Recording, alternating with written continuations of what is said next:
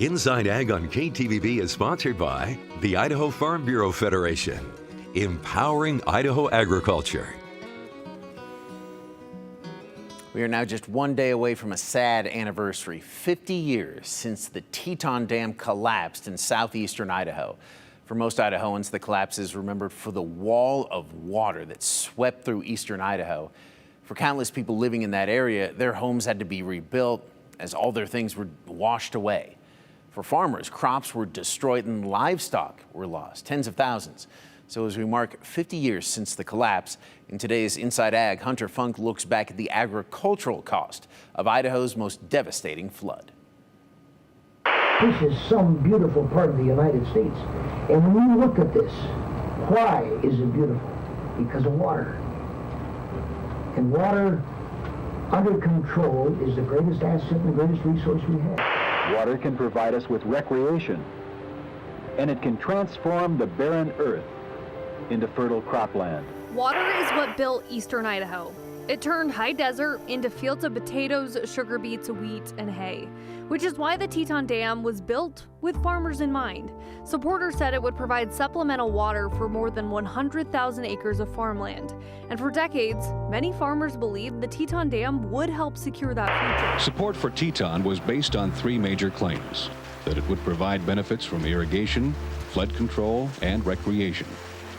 It was no secret that the farmlands to benefit from the project were already under irrigation. But on June 5th, 1976, that promise turned into a nightmare. 80 billion gallons of water rushed out of its reservoir with unbridled destructive force.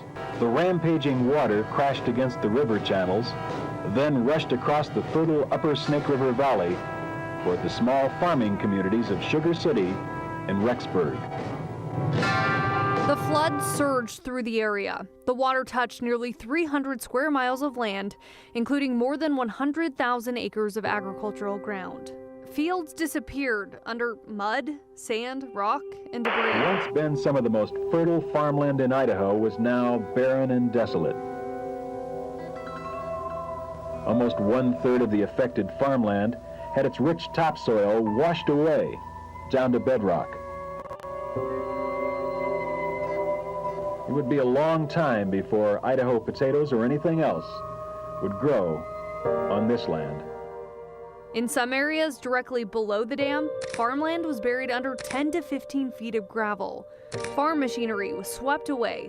Irrigation systems were destroyed.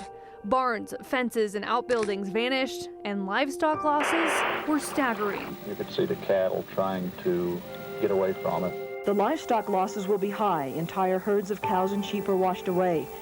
We saw one cow which had landed in Rexburg after being washed downstream 4 miles.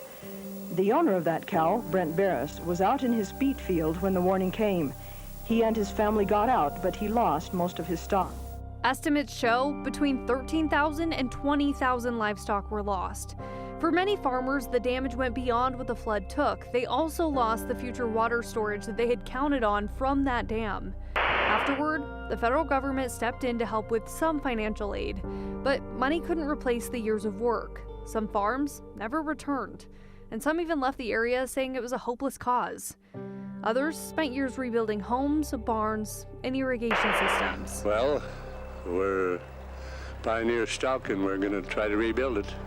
And while the land eventually recovered in many places, the people who worked it never forgot. 50 years later, the Teton Dam collapse remains one of the costliest agriculture disasters in Idaho history. Today, many of the fields damaged by the flood are productive again, but the landscape and the farming communities that depended on it were forever changed by a disaster that took away both their farms and the water project they hope would protect them. The Teton Dam collapse remains one of the most expensive dam failures in U.S. history and a defining moment for agriculture in eastern Idaho. We'll be right back.